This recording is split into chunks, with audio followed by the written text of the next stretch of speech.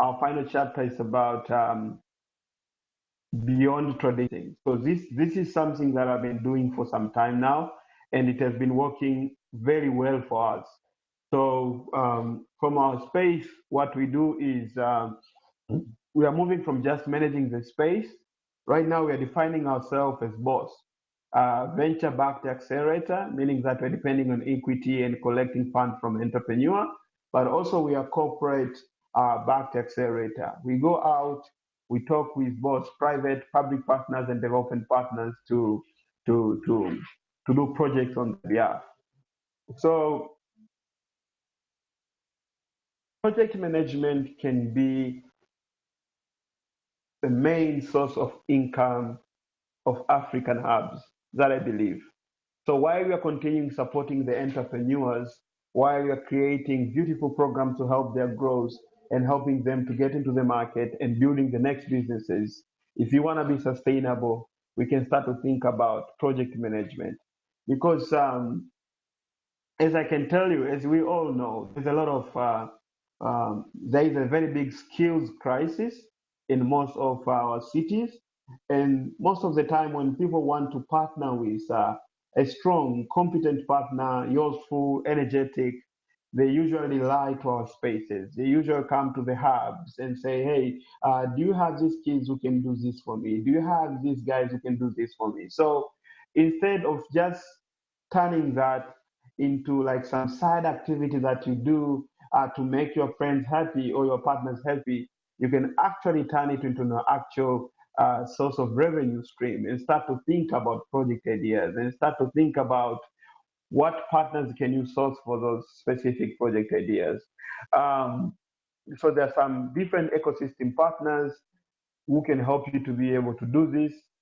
But the most important skill you should possess is to be able to know how to source project from client.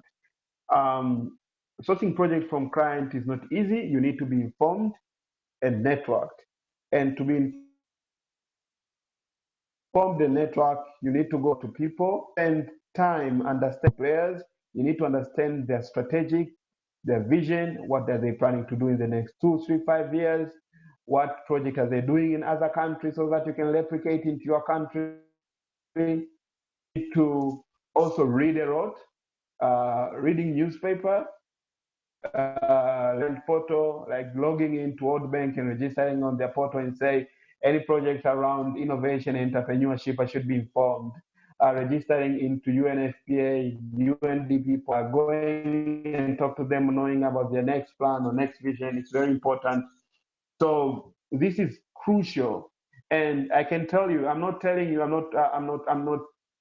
um, I'm not telling you because I haven't tested this yet. I've already tested, and since we started using project management as a tool for revenue stream, we have been able to make more than 1 million USD for the past 2 years. So we have worked with UKAID, USAID, we have worked with the Hivos Group, we have worked with MCC and PEPFAR, and right now we are chasing several other projects. And you cannot imagine the power of innovation and entrepreneurship. Any project that is involved in creating impact in the community, entrepreneurship, it even creates a larger impact than the current impact that it's creating, which of course other partners, development partner, private sector partners, and public partners tend to appreciate that. So another crucial skill you should have is building project team. And this starts from the community. So you need to build a very strong community. Anyone who is just wasting time in your space, you can chase them out and focus for people who are very people with skills and invest on building their skills. So once you secure a project, then you have an in-house team which can be able to deliver and teach them to learn to do quality, but also to work and make sure they deliver. And the most important thing, you should always make sure they work, they learn, and you constant progress, so that when the next project comes in, the mistakes you did in the last project, they don't reappear. So what are the ways to do projects? You can, of course, take consulting fee. You can charge consulting fees in terms of man hours or percentage of the total worth of the project. You can charge for indirect expenses So some projects are not allowed fees, but they have the indirect budget which you could tap into to cover operational cost of your space. So you can be involved in a project which is ready to cover your operational cost for 3 years. You can decide to be a custodian organization, so you adapt the project after the project ends and continue to enjoy the fruits of the project. This is mostly for income generating projects.